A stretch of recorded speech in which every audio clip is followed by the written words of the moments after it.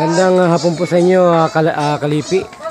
Welcome on board po sa ating pong pagtatagumpay ng ating pong ginagawang serbisyo libre publiko, Kandungan Bayat, Lingkod Bayan Media.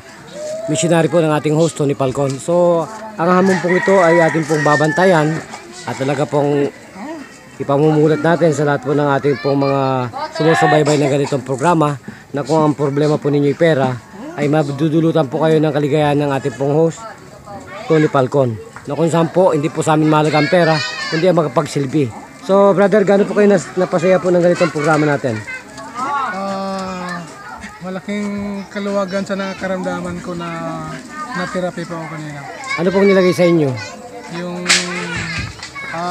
langis at saka yung yelo. Bakit po may luyo? Di ba po, bawal sa mga may arthritis yan? Hindi, naging karanasan ko rin po yan. Hindi po ba? Ayun na yun nila ng yelo. Ay, nakakaluwag sa pakiramdam ko. Yun po ang ancient medicine. Nandiyan po tayo mabubuhay sa yelo. So, kamusta na po yung kamay ninyo na parang frozen na frozen kanina? Medyo may kaluwagan talaga. Kaluwagan. Kailangan lang siguro tuloy-tuloy ito. Tuloy-tuloy po natin. So, kahit na po sinong albularyo, ipabanat po ninyo at gamitin yung lana natin. So, ano po itong parang nabubulok ninyo na diabetes? Ano po? Ayan. Ano po yan, yung kinamot ko na po lang, sobrang katay. Oo. Tapos di ko lang namalaya na kasugat na po pala. Opo. Ayan po, kasamang Tony. Ayan. So, ayan po. Yan po yung ating protocol na talagang hinahamon po ang buong mundo para po gamitin po yung protocol na to, no? Na lahat po nagkakaroon ng amputated wound ng diabetes. Diabetic din po ba kayo? Opo, diabetic. So, ano po itatanong niyo? Ba't hindi kayo gumagaling sa diabetic ninyo? Araw-araw may maintenance.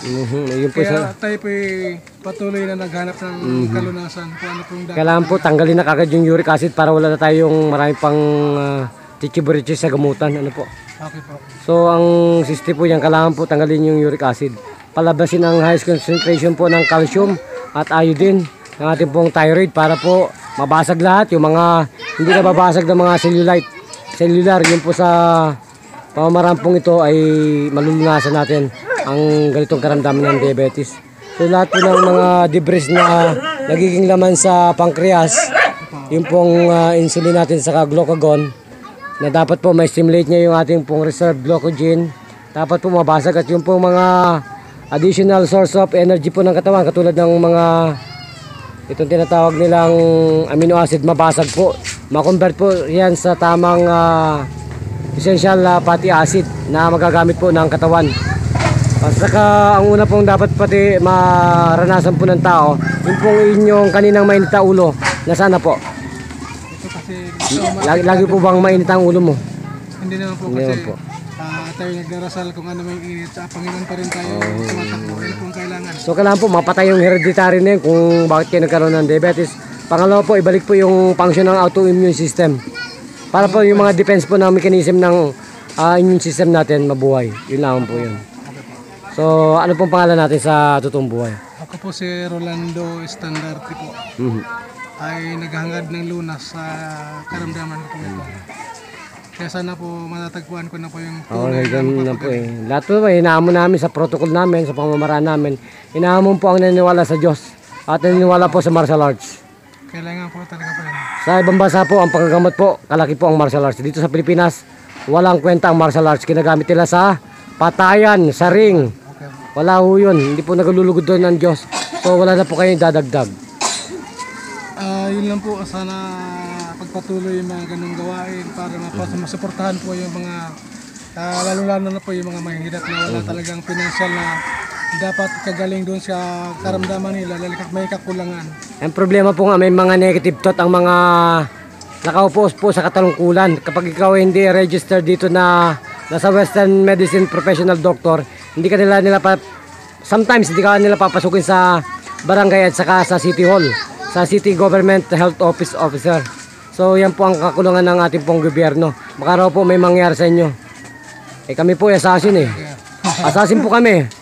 Kaya sinasabi po sa mga doktor na to, kami po hindi basta-basta tao. Pumipitik din po kami katulad ni Idol Bitag. Bentol po. Yan po ang aming pinagmamalaki na kami po ay namatay sa asosyasyon na ito na isang oras na kami tulog. dapat po maniwala sila sa Diyos at maniwala sila sa tsuri namin. Para po tayong mga Pilipino ay huwag pagtawanan ng mga matalinong bansa na ang lahat po ng karamdaman na nakakamatay, pinipitik lang nila katulad po ng heart attack, hypertension, diabetes at lahat pa po ng nakakamatay. So, ganun po kasaya ninyo nung kami po dumating. Siguro po mga hihinga, dinidinig na po yung panalangin ko na may gumagabay po sa karamdaman ko na mapagaling po ako. Wala po ngayon nagpapautang ngayon, brother. Walang nagpapautang po at walang naglilingkod bayan. Oo nga po eh. May narinig ka pong naglilingkod bayan ng ganito? Sa ngayon po, wala po talaga. Meron pang isa si sa UNTV po, si Kuya Daniel Rason. Yung TV, okay po. Na ano ko na rin po yan, may mga t-shirt nga rin mo ko. Oo, meron po yan. Pero mas mayaman po sila, mas mayaman sila. Okay, hindi ko pa natagpuan po yung ngayon.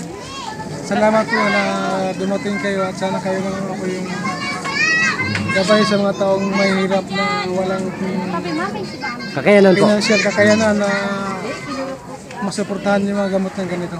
So kung ganun po, magpapalam tayo. Okay.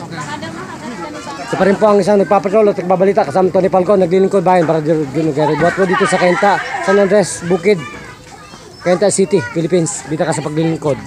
Kasamang Tony Falcon. Thank you, Mr. Sandra.